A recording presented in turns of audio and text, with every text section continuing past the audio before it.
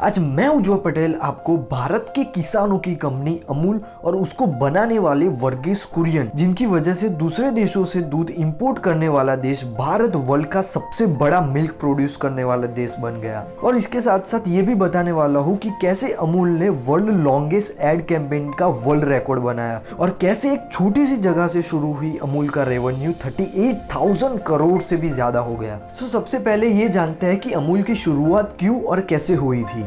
आज़ादी से पहले भारत में किसानों की हालत बहुत ही बुरी हुआ करती थी और उस वक्त गुजरात से बॉम्बे दूध भिजवाया जाता था और ये काम पेस्तोंजी दुलजी की कंपनी पॉल्सन किया करती थी। पॉल्सन कंपनी किसानों से बहुत ही कम दाम में दूध खरीदती थी और उसको बहुत ऊंचे दामों में बेचती थी और बहुत बार तो किसानों का दूध बिना किसी वजह रिजेक्ट भी कर देती थी। और इन सबसे परेशान होकर किसान 1943 में सरदार वल्लभ भाई पटेल के पास अपनी प्रॉब्लम्स लेकर गए। तब सरदार पटेल ने बोला कि अगर आपको इस प्रॉब्लम से छुटकारा पाना है तो दूध की सारी सप्लाई आपको अपने हाथ में लेनी पड़ेगी और उसके लिए हम एक मिल्क कोऑपरेटिव सोसाइटी बना सकते हैं। और उसके बाद उन्होंने Kaira district cooperative milk producer union limited नाम से एक कोऑपरेटिव सोसाइटी बनाई और त्रिभुवन दास पटेल को उसका चेयरमैन बनाया। इस कोऑपरेटिव सोसाइटी में किसानों को बहुत ही अच्छे दाम मिल रहे थे और उस वजह से बहुत सारे किसान इसमें जुड़ते गए। और उसके बाद बारी थी एक बड़ी डेयरी बनाने की, जहां से दूध को प्रोसेस करके उसको सप्लाई किया जा सकता था। और सरदार वल्लभ भाई पटेल की मदद से उनको आनंद में एक डेयरी मिल गई, जहां से सभी किसानों से लिया हुआ दूध को प्रोसेस करके उसको बॉम्बे भिजवाया जा सकता था। और आनंद में डेयरी बनाने के बाद त्रिभुवन दास पटेल को मिले वर्गीस कुरियन जी। अब हम अमूल की स्टोरी को आगे बढ़ाने से पहले वर्गीस कुरियन के बारे में जानते हैं, जिनका कंट्रीब्यूशन अमूल की सक्सेस में सबसे ज्यादा है। वर्गीस कुरियन अपना एजुकेशन कंप्लीट करके अपने एक रिलेटिव की पहचान से टिस्को कंपनी, जो आज टाटा स्टील के नाम से जानी जाती है, वहां पर काम पे लग गए। पर उनको मेट्रोलॉजी इंजीनियरिंग करने के लिए इंडिया से बाहर पढ़ाई करने के लिए जाना था और उसी वजह से उन्होंने गवर्नमेंट ग्रांट के लिए एक एग्जाम दी।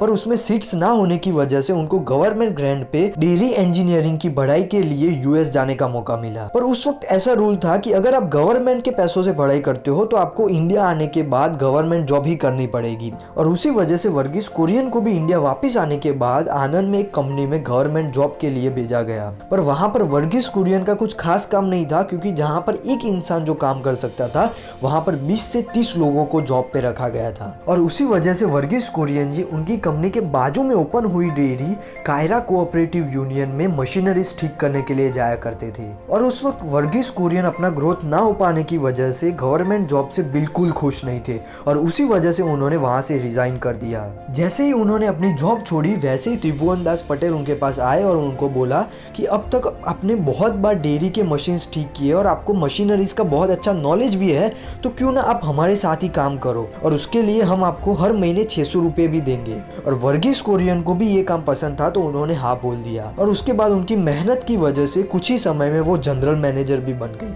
अब जहां पर हर दिन 200 लीटर दूध कलेक्ट होता था, वहां पर वर्गीस कुरियन के आने के बाद हर दिन 20,000 लीटर दूध कलेक्ट होने लगा, जो उसको रेलवे के डब्बे में मुंबई पहुंचाते थे। उस वक्त लोगों का मानना था कि भैंस के दूध से मिल्क पाउडर बनाना इम्पॉसिबल है, पर वर्गीस कुरियन और उनकी टीम ने भैंस के दूध से मिल्क पाउडर बनाकर लोगों को सरप्राइज कर दिया। और उसके बाद उनके इस अच्छे काम को देखकर यूनिसेफ ने उनको 8 लाख रुपए की मशीनरीज भी दी और 12 लाख रुपए का मिल्क पाउडर खरीदकर बच्चों को फ्री में दिया। और उसके साथ साथ उनको गवर्नमेंट की तरफ से लोन्स भी मिले। अब कायरा कोऑपरेटिव यूनियन बहुत ही अच्छे से एस्टेब्लिश हो गई थी और वो बिना मिडल मैन के लिक्विड मिल्क को प्रोसेस करके सप्लाई भी कर रही थी। पर अब बारी थी उसको एक्सपेंड करने के लिए मार्केटिंग करने की। तो डेयरी के एक फार्मासिस्ट ने वर्गीस कुरियन को बोला कि ये नाम बहुत ही बड़ा लग रहा है, तो हम डेयरी का नाम अमूल रख सकते हैं, क्योंकि वो छोटा भी है और वो संस्कृत वर्ड अमूल्य से भी आता है, और हम उसका फुल फॉर्म आनंद मिल्क यूनियन लिमिटेड भी रख सकते हैं। और इस वजह से 1957 में कायरा कोऑपरेटिव लिमिटेड ने अमूल नाम रजिस्टर करवाया और उसके बाद अमूल ने अपना बटर लॉन्च किया, जो मार्केट में बहुत ही ज्यादा चलने लगा। उसके बाद अमूल की ब्रांडिंग का काम एएसपी नाम की एक कंपनी को दिया गया, जिसने अमूल गर्ल का इन्वेंट किया। और आपने ये स्लोगन तो सुना ही होगा,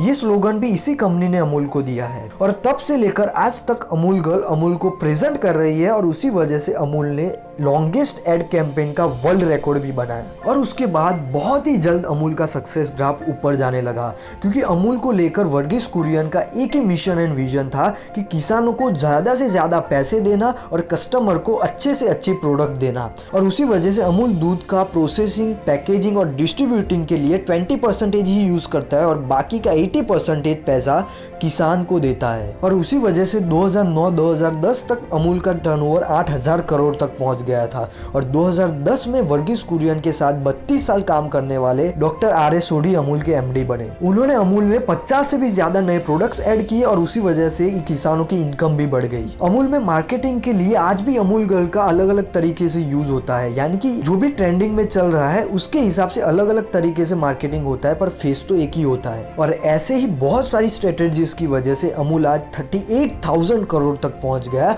और अमूल के साथ जुड़े 36 लाख किसान हर दिन 21 मिलियन लीटर दूध अमूल में कलेक्ट करते हैं। सो अमूल की जर्नी से सीखने को मिलता है कि भले ही आप अपना काम छोटे लेवल से स्टार्ट करो, पर आपका मिशन एंड विजन क्लियर होना चाहिए क्योंकि उसी की वजह से आपको अपने काम को बड़े लेवल तक पहुंचाने के लिए कॉन्फिडेंस मिलेगा। वीडियो पसंद आया तो वीडियो को लाइक करना और हमारी चैनल करो स्टार्टअप को सब्सक्राइब करके बेल बटन को क्लिक कर लेना, जिससे अगले जितने भी वीडियोस आए तब आपको नोटिफिकेशन मिल जाए।